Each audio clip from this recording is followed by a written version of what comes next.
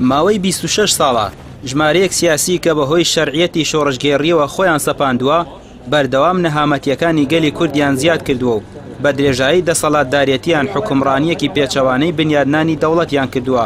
حیزبە دەسەڵاتدارەکانی هەرێم لە 26 ساڵی ڕابردوودا بەداهات و سامانی ئەم گەلە خۆیان و نزیکەکانیان کردە ملیۆنێر، زۆر جاریش بە ئاواز و بانگەشەی نیشتیمانی و سۆزی نەتەوەیی. گەلی کوردیان تەفرەداوە و بۆ مەرامی حیزبی و کەسی بەکاریان هێناون. پاش شکستان نێوخۆیەکانیان لە ئیدارەدانی هەرێمی کوردستان 2 ساڵ لەمەوبەر بەداخستنی پەرلەمانی کوردستان و بەخستنی حکومەتی هەرێم خراپترین هەنگاویان ناو. لە دوای ئەوەش درێژیان بە هەنگاوە تاگڕەویەکانیان بۆ کۆنتڕۆڵکردنی سەرجەم جنگەکانی دەسەڵات و زیاتر بە حیزبیکردنی دام و دەستگاکانی حکومەتدا بەوەش هێندەی دیکە پرۆسەی دیموکراسیان لە هەرێم گەڕاندەوە دواوە.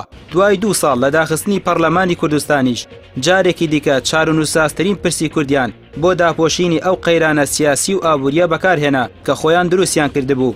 پارتی دیموکرات و ژمارەیەک حیزبی دیکە لە پێناوی بە پاڵەوانکردنی خۆیان و بەنەبوونی زەمینەی لەباری نێوخۆیی و هەرێمایەتی و جیهانی ڕیفراندۆمێکی نیوەناچڵیان ئەنجامدا. ئەمە سەرڕای جەختکردنەوەی بەشێک لە لایەنەکانی دیکە بەتایبەت کۆمەڵی ئیسلامی و بزوتنەوەی گۆڕان لە مەترسیەکانی ئەو هەنگاوە لەم کاتەدا و نەگونجاوی بارودۆخی نێوخۆیی و ناوچەیی و دژایەتی جیهان. بەڵام ئەوان پرسی سربەخۆیی ئەو گەلەیان کردە قوربانی بەرژەوەندیەکانی خۆیان. ئەوان ئەو لایەنانیان تەخوین دەکرد کە دەیانوت زەمینەی ریفراندۆم لەبار نییە، دەیانوی زوێنایەکی وا لای جەماوەری کوردستان دروست بکەن کە تەنها خۆیان نیشتیمان پەروەرن و هەر ئەوان خەونی دروستکردنی دەوڵەتیان هەیە.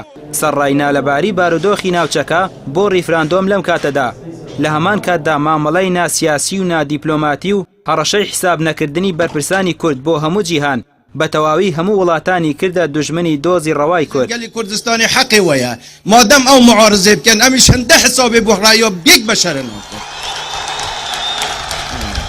دوای ئەوەش کە چەندین ڕێکاری سزادان لە بەرامبەر هەرێمدا گیرایە بەر و فڕۆکەخانە و دەواازە سنووریەکان داخران و ڕێکەوتنی 3 دەوڵەتی عێراق و ئێران و تورکیا دژی هەرێمیان بەجددی وەرنەگرت و هەر سەرقاڵی ئەوە بوون ناوی تازە لە خۆیان بنێن. دوای ئەوەش گەورەترین شکستی مێژوویان بەسەر ئەم گەلە ستەمدیدەیەدا هێنا و هەموو ناوچە کوردستانیە کێشە لە سەرەکانیان ڕادەستی بەغدا کرد. سەرڕای ئەوەش سەرقاڵی شەڕی ڕاگەیاندن و هەر یەکەیان شکستەکان دەخەنە ئەستۆی ئەوەی دیکە هێشتا ڕاستیەکان لە خەڵک دەشارنەوە.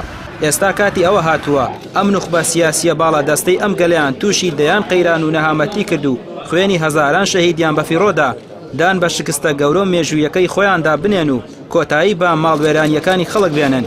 لەجێ ئەوان کەسانی دڵسۆز بە هاوڵاتیان کاروباری هەرێم بگرنە دەست.